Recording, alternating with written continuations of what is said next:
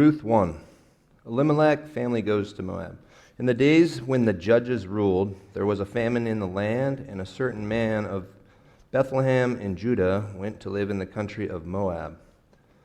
He and his wife and 2 sons, the name of the man was Elimelech, and the name of the wife Naomi. And the names of his 2 sons were Mahlon and Chilion. They were Ephrathites from Bethlehem in Judea. They went into the country of Moab and remained there. But Elimelech, the husband of Naomi, died. She was left with her 2 sons. These took Moabite wives. The name of one was Orpah, and the name of the other Ruth. When they lived there about 10 years, both Mahlon and Chilion also died, so that the woman was left without her 2 sons and her husband. Then she started to return with her daughters-in-law from the country of Moab. For she had heard in the country of Moab that the Lord had considered his people and given them food. So she set out from the place where she had been living, she and her 2 daughters-in-law, and they went on their way to go back to the land of Judah. But Naomi said to her 2 daughters-in-law, "Go back, each of you, to your mother's house. May the Lord deal kindly with you as you have dealt with the dead and with me. The Lord grant that you may find security, each of you, in the house of your husband." Then she kissed them, and they wept aloud. They said to her, "No, we will return with you to your people." But Naomi said, "Turn back, my daughters. Why will you go with me? Do I still have sons in my womb, that they may become your husbands? Turn back, my daughters. Go your way, for I am too old to have a husband. Even if I thought there was a hope for me, even if I should have a husband tonight and bear sons, would you then wait until we're grown? Would you then refrain from marrying? No, my daughters, it has been far more bitter for me than for you, because the hand of the Lord has turned against me." Then they wept aloud again. Orpah kissed her mother-in-law, but Ruth clung to her. So she said, "See, your sister-in-law has gone back to her people and to her gods. Return after your sister-in-law." But Ruth said, "Do not press me to leave you or to turn back from following you. Where you go, I will go. Where you lodge, I will lodge. Your people shall be my people, and your God my God. Where you die, I will die. There will I be buried. May the Lord do thus and so to me, and more as well, if even death parts me from you." When Naomi saw that she was determined to go with her, she said no more to her. So the 2 of them went on until they came to Bethlehem. When they came to Bethlehem, the whole town was stirred because of them. And the woman said, "Is this Naomi?" She said to them, "Call me no longer Naomi, call me Mara, for the Almighty has dealt bitterly with me. I went away full, but the Lord has brought me back empty. Why call me Naomi when the Lord has dealt harshly with me, and the Almighty has brought calamity upon me?" So Naomi returned together with Ruth the Moabite, her daughter-in-law, who came back with her from the country of Moab. They came to Bethlehem at the beginning of the barley harvest. Thanks, Dan. If you don't know Dan Sinnis, you should get to know him. He's a hoot and fun, and thanks for reading. And nobody thought they were going to read a whole chapter when they said yes to reading, so thanks, Dan. Hey, good morning. If you're a guest with us, you're here with family, you're here from out of town, you're new to town, it's our privilege that you would be here. There's lots of great options in town, and you're catching us at a pretty good time at the very beginning of a brand new series and conversation, albeit the middle of July. So welcome, and we're thrilled that you're here. So here's how we got ourselves into this was... I talked a little bit about this, but a good friend of mine, his name is Vern, who I worked for 10 years, he resigned this last January, and that was just kind of weird for me to think that he's not doing this anymore. And it wasn't, there was grief, but whatever, there's lots of grief. And so he had shared with me many years ago that his favorite book in the Bible was Ruth. In fact, there's a word that we'll talk about this morning that he has tattooed on his ankle because of this book. And so I think it was just this it was nothing super dramatic, but I just kind of looking in January for what I was going to read was like, you know what, I'm just going to work through Ruth real slowly. I'm familiar with it, maybe you are, but hadn't spent extended time in it. And my practice is generally, I'll take something like the book of Ruth, and there's 4 chapters, and so I spent a week to 2 in every chapter, and just kind of just reading it over and over and trying to pay attention to what might be the major themes. And sometimes I look at different books and commentaries on it, but oftentimes also just doing that like come Holy Spirit kind of prayer of like where might God direct my attention. I try to do those types of studies without the intention of it being a series, but of course that's difficult. So it's just this kind of thing that I do. And I say all that to say that if you've explored the idea of reading your Bible regularly and quiet times, chair time, whatever your tradition calls it, just spending 10 minutes in prayer, and yet that's always been daunting, Ruth would be a great place to start because A, it's pretty quick, and it really is a remarkable story, and it's like many good stories that the more you familiarize yourself with it, the better it gets. So that's what we're doing. I did have this sense this week, so part of what I do is when I get through all that study, then we, in this case, made it a series, and we kind of package it up somewhat, but then I work really hard to not let myself start working on a message until the Friday before or the Tuesday of the week, and kind of taking my own notes and figuring out how to do it, just because otherwise I find that week gets kind of boring, and frankly, I overthink it. So Tuesday, I've been really excited for the series. On Tuesday, I showed up in my office, was ready to start powering on this series, and by the end of the morning, I was like, what kind of moron commits to doing a series from Ruth? Because it's a remarkable story. It's a narrative. I mean, you've probably never been to a lecture on The Lion, the Witch, and the Wardrobe, because it would be dumb. You just want to go read The Lion, the Witch, and the Wardrobe. And I felt a little bit like that this week. So again, I encourage you to read it. I think we can get into it here this morning and in the coming weeks, but not in a way that if you just sit with it yourself. But here's kind of one other introductory thought. I think one of the things that's really important as you read Ruth is to do so bearing in mind the original audience. And while we never have crystal clarity around some of these issues, on this one, part of what seems reasonably clear is that this is a story that has some positive things to it embedded in a season that was mostly negative. And it's really not written to a person, it's written to a people. And these people are exploring big things because everything around them has gone to hell. They're starting to acknowledge that a lot of that was their own doing. And they're wondering, like, okay, so if we try to go back to God, what's that going to look like? Sometimes we read the prodigal son story from Jesus, and maybe you're familiar with that story, maybe not, but this classic story about the son who goes away, wild living, spends it all, and then wakes up one morning and has this sense of like, wait a minute, my dad's servants are eating better than I am here. I'm going to go back, though I don't know how I'll be received. Ruth is one of those stories. It's the story of return. But to personalize a little bit, just because I think really it's a story about God's faithfulness, and yet that makes me nervous. Maybe you can relate. Like anytime someone starts talking about the faithfulness of God, I get a little nervous, or even if I'm going to read something about it, because I think there's a couple reasons. First of all, I'm aware, as maybe you are, that oftentimes what I want God's faithfulness to mean is different than what it does. And yet when you say that to someone who's suffering, it often sounds like a convenient trope. Like there's no easy way through this. One of C.S. Lewis's great statements was that every worldview has its problems. And the Christian worldview is suffering. It's a problem. It's not easily solved. So I get nervous when we start talking about the faithfulness of God in those ways, and also just, again, because all of our situations are different. And another C.S. Lewis thing that he says in Mere Christianity, he says, I'm a little reticent to take the advice or to offer advice from someone that's home to someone who's on the front lines of a war. And he just acknowledges, like, that's very unlikely to go well. So let's just ask this question. Next slide. What's your situation? Because if we're going to talk about God's faithfulness, then we might as well make it personal and go, okay, so what's the stuff you're facing? And some of you, I just was with a friend this week, and he was like, okay, so how do we pray for it? And he's like, oh man, work is good, family's good, going on vacation on Monday, like things are good. I mean, I think he said that like 5 times. Things are good, things are good. And you can tell, like really what he was saying is, well, it'd just be nice if they didn't get screwed up. Like if God could just like leave me alone for a few weeks, that would be fabulous. And maybe that's where you're at.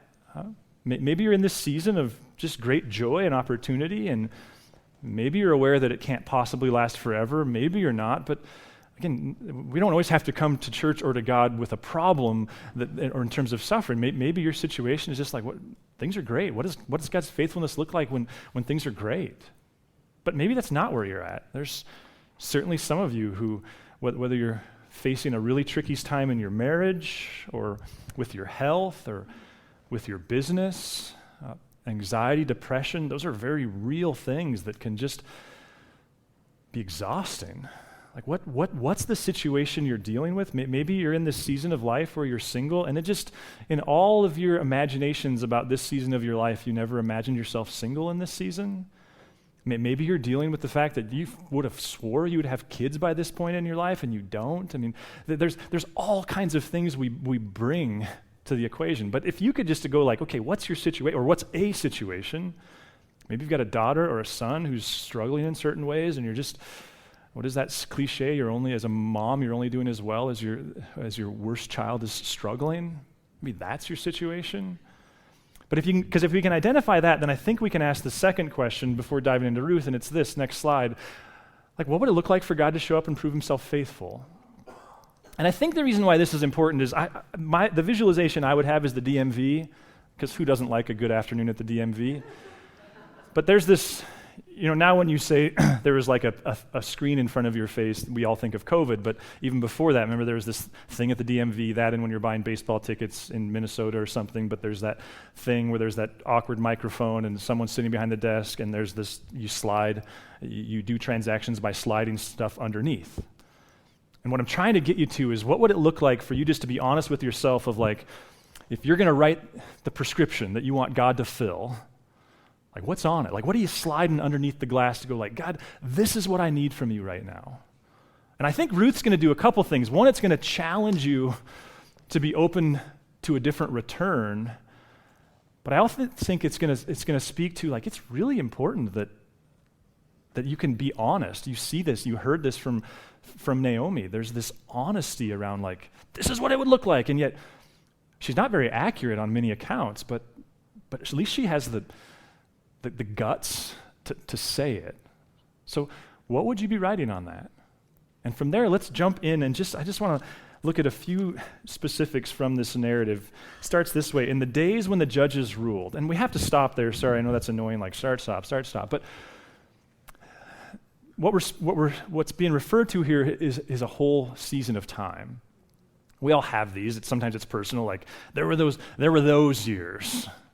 And there's those negative seasons of life. There's also nationally, there's these negative different seasons. Maybe you're old enough to remember the 60s or the Vietnam years, or maybe you remember what it was like in those days after 9/11.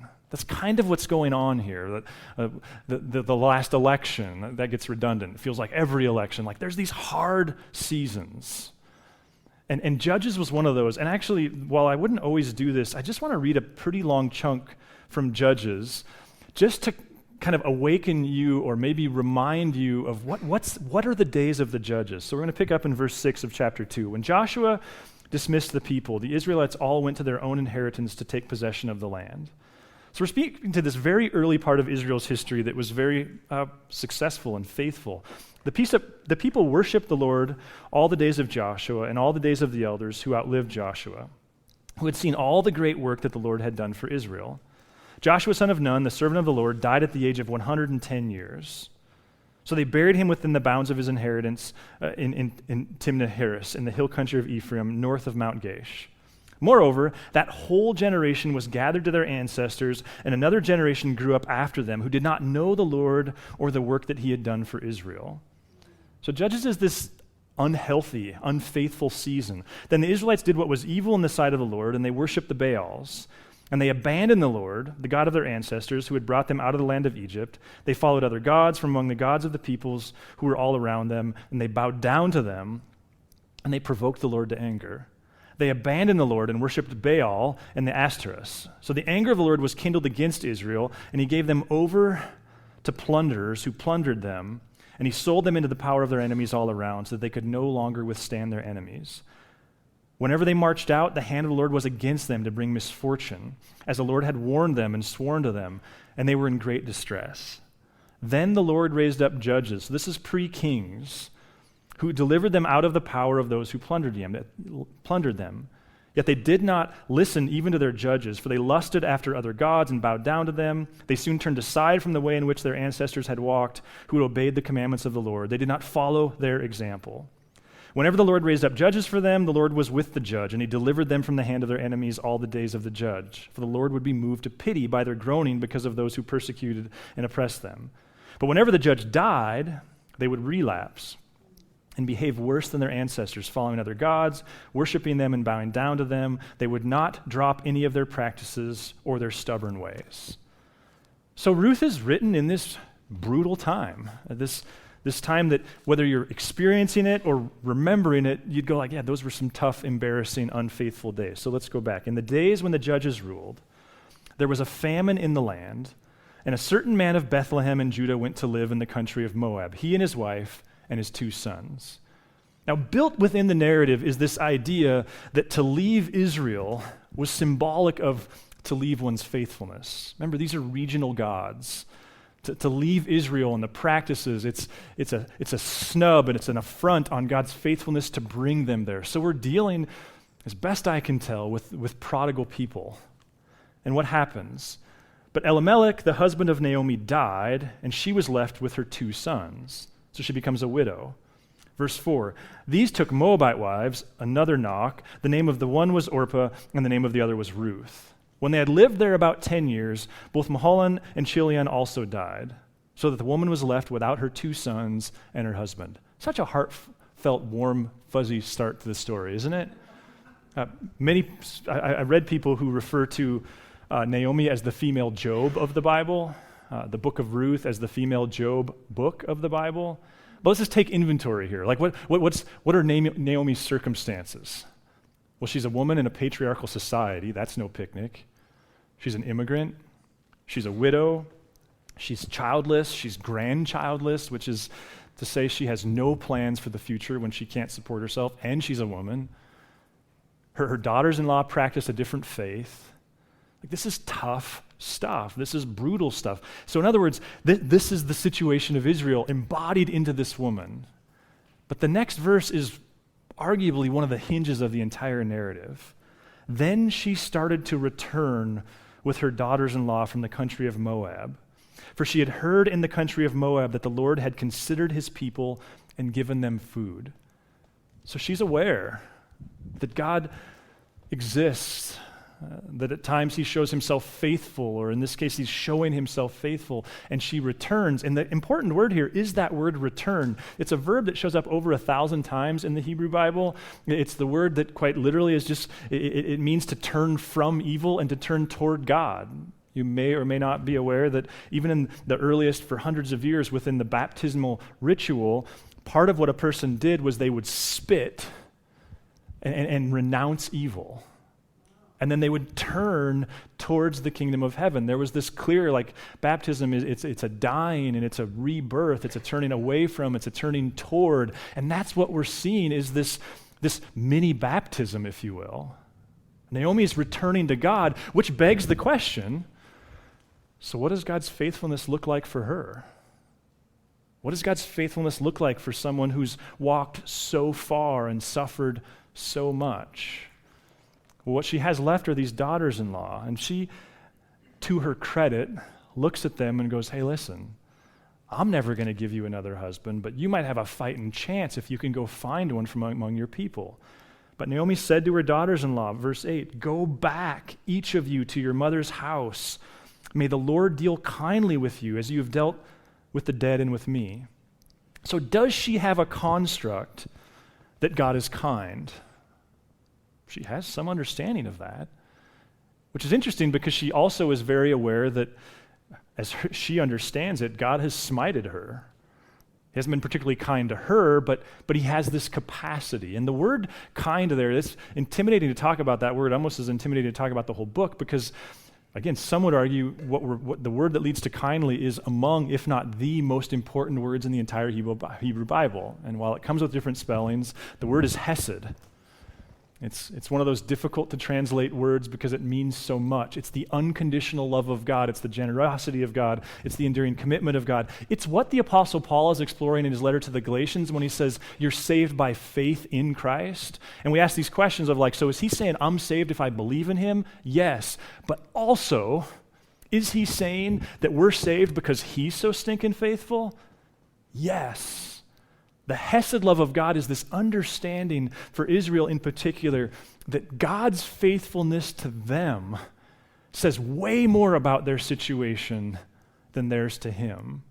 That the Christ coming, this is about God's faithfulness, not ours. And so while we hold some responsibility, we be careful to go like, no, this says more about God than me. Maybe you'll say this, I say this about my marriage all the time, where I'll go like, hey, the fact that we're still married says far more about Teresa than it does about me.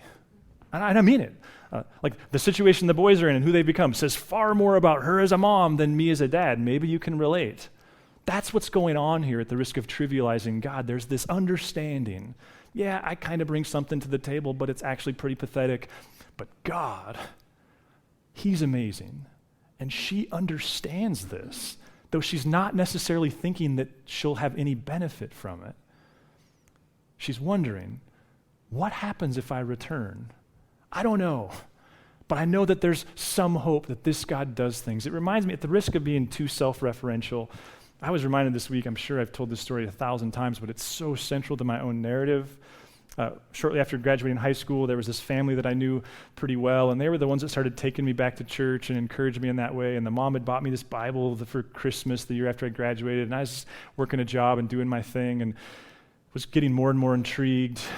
And then I was in a relationship that ended, and I'm really glad that it did. And the dad showed up, but of course at the time you're not. And the dad showed up, and in credit, now I understand parenting from his level, they just knew like, okay, we can't have a relationship with Adam anymore for support of our daughter, which was hard at the time, I get. And he showed up at my door the next day, and he had this basket of my stuff. You know, that's how these things go. And there's like baseball cards that the little brother had and some Legos, and I don't know what was all there, quite honestly. I don't remember. I do remember he slipped in some sermon tapes because that was his style, and frankly, I had more of a connection with mom than him. But he said something that, man, I think it was one of the most prophetic things I've ever heard. He said, Adam, you've been teasing God with your life for a couple years, and now you're flat on your back, and God's going to offer to help you up. And again, I at the risk of making myself an exemplar, I don't think of myself that way. I do think that's the Naomi story here. There's this woman who comes to this realization that she's strayed a long ways away, and she becomes aware of this opportunity to go back. By the way, it's a dangerous one, even physically, and she's not sure. How does God's faithfulness show up for her? And what we're going to start seeing is just how. So she says to Ruth, like, hey, come on, go. Verse 15, see, your sister-in-law has gone back to her people and to her gods. Return after your sister-in-law. And here's where we meet Ruth. And if you're with us, I just all but guarantee you're going to fall in love with Ruth because she's such a remarkable character in this story. But here we go. But Ruth said, do not press me to leave you or to turn back from following you.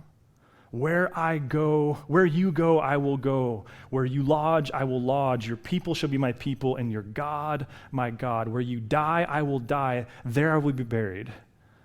But may the Lord do thus and so to me, and even more as well, if even death parts me from you. Now, technically, this is covenant language. She's making this very formal commitment. But I think it begs this question, and I hope I'm not oversimplifying the narrative, but here's where this landed for me, is we could just ask this question, next slide, like how did God demonstrate his faithfulness to Naomi? Because we all have definitions that we want fulfilled. And what form did God's faithfulness take? And here's what stands out to me is like, well, what form was it? Did Naomi suddenly not become, was she no longer a widow? Turns out she still was. Was her future pretty bleak without kids and grandkids? Turns out it still was. Was she suddenly transported to another time where she didn't live in a patriarchal society? No. Was she no longer an immigrant? Not immediately. If you were to say, like, what did it look like for God to be faithful to her, what does the narrative offer? What changes for Naomi?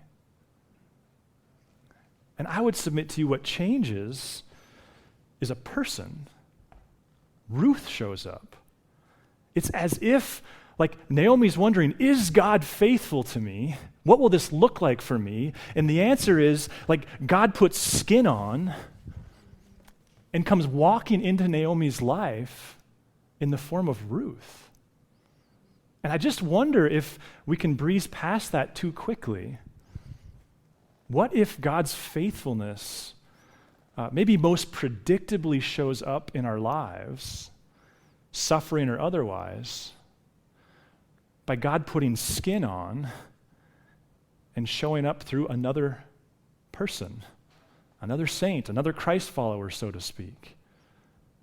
What if that tends to be the guarantee that we can take to the bank, is that when we turn to God, God will send a person or a people.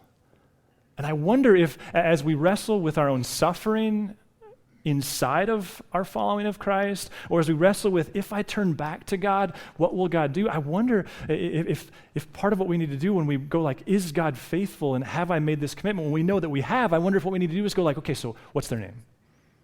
Not in this like idolatrous kind of way. I'm not suggesting that God's going to send perfect people, just people who are notches healthier and more connected than you. What if sometimes in the midst of our suffering, more often than not, God's faithfulness shows up in the form of a person or a people? And that our proper response in these moments of suffering, because what we know is, well, he doesn't always rescue people from their suffering. People die from things. People die in situations that they hoped not die in. But what if God can be counted on to show up with skin on, to send people? Again, maybe I'm being too self-referential, because my story, quite frankly, is the next day I met a guy named Fred who became this mentor to me that I met with every other week, and to Teresa and I, until we moved to Helena. And I can now look back and go, like, you know, we can all point to a lot of different things that changed the direction of our life. Nothing for me changed it more than meeting this incredible man of God. And it also means that if you're in this season and you're looking for, like, who are they, what's their name, I think the next proper thing is, there's this principle that it's a principle, it's not a rule, but I think it stands pretty strong, which is simply, like, disciples pick themselves. That if you can name them, if you can see them, and whether that's a him or a her, an individual or a group of people, if you can see them, if you can name them, then the next trick is, like, don't play that game where you wait for them to call. Like, be in pursuit. Go read about the disciples. You see that the disciples in many ways picked themselves. Yeah, there's a both and there, and there's always going to be, but there's this mad pursuit. And if I could be honest, one of the things we've talked about as a staff a lot since COVID is, man, the level of relational pursuit in our culture is just embarrassing. That there's probably 200 people in your life that if they asked you over for dinner, you would say yes, but you'll never have dinner with them until you die if they don't initiate it. I think here we're talking a little bit more about really intentional formational friendship and discipleship. Maybe you're in a marriage and there's this couple that you have great respect for, and here's the silly game we play is like, yeah, but they're busy. Yeah, but here's the great thing. Healthy people love to help people. And we're all egotistical. Like, there's nothing better than having someone ask your advice. Of course they have time for you. They'll make time. Go find them, or don't even find them. When you see them, go demand their attention. Set up something recurring. Do the hard work that comes with the commitment. What if, I guess what I'm posing here, what if the slip that God often slides back is, we go like, okay, Lord, here's what I need. And God says, I'll take that into consideration. Here's what I'm going to give you. And one surefire thing he's going to do is he's going to send you a person or a people who have done their own hard work of health and growth and are connected to Christ, far from perfect, just a couple steps ahead of you, and they're going to be God with skin on. Because this is the Christian story, isn't it? Which gets into the fact that Ruth and filled within this book are all these what we'd call types of Christ. Because what is the Jesus story in the end? It's a God who comes to be with Emmanuel. And is there rescue in the end? Yeah. Does that rescue you from your own suffering in this life? No. And Jesus is very honest. He says things like, in this life, man, it's going to be hard. But I'm with you. Go into all the nations and make disciples, and I'll be with you always. Pray, our Father in heaven, our Father who's right here. It's the with us God. And yeah, does God show up in quiet times and in our own personal kind of spiritual practice places? Probably for some more than others, and we all have different practices where we connect with more. And so yeah, God's faithful that way. And what if God's faithfulness is oftentimes easiest to find in a person that God sent in? And what if your next steps of leaning into his faithfulness is having the audacity to go get their time, to go after them, whoever them is? One last observation that for me was helpful. Next slide. There's a guy named Andy Crouch who wrote this book. It's a really good book, but I can never remember the name because it's such a stupid title. It's just, I don't remember the title of the book, and I didn't choose to memorize it for this weekend. But one of the things he does that's brilliant in there is he does these comparison contrasts of concepts, and one of them is this idea of charmed versus blessed. And one of the stories he tells is he walked with a friend who was far too young through cancer for, I forget how long, quite a while. And when he left the man's house, knowing it would be the last time he'd ever see him, he was pulling away. And he describes that he had this kind of epiphany moment where he realized, I'm not charmed, but I'm blessed. And he goes on to kind of give explanation to, there's this very human, Western, American, I think human idea that Richard Foster says money, sex, power, and success. Like that's what we think. And his point, his object is to say that's called being charmed. And being charmed has no security to it. You can have it for a season, but it's highly unlikely that you'll die charmed. And yet what he realized in this situation is, but there is this thing called blessed. There is this thing called the presence of God with me in ways that surpass understanding. And I think the story of Naomi's experience with God's faithfulness is one where she has to do the hard work of grieving that she's not charmed, but owning that God's blessing is far more secure. But it's earned. It's the result of a lot of relational work with God. So I'm very excited that what we could do this morning is continue to celebrate through communion, because I think what we're celebrating as the band comes back up here, this is what we're celebrating, is that we're celebrating a historic moment where the audacious claim of Christians for 2,000 years was God literally put skin on, not just to teach us, but to rescue us. And then because remembering is such a big piece of the life, he says, hey, there's this thing I want you to do whenever you gather. It's take bread, take wine in remembrance of what I've done, and is this remembrance of what it means to be mine. So if you've never taken communion with us before, you're welcome to do so. We just ask, to the extent that you're an active follower of Jesus, that's the one thing that we would ask of you. If you don't have to be a member here, we have owners, not members, but that's a separate conversation. But if to the extent that you're active in your faith, then please, by all means, just so that you kind of have the understanding of what we'll do, there will be bread over here, and we'll release you at a row at a time. You'll figure that out quickly. And then over here's wine, so we'll walk across the front. And then we just ask that you hold those until after this first song, and we'll take that together. I also would say that there's this strong historic practice of using this time to just reflect on that you need a Savior, that sin isn't an external problem, it's an internal problem, and that forgiveness is very real. And so just wherever God might lead you to just own your own stuff in this moment.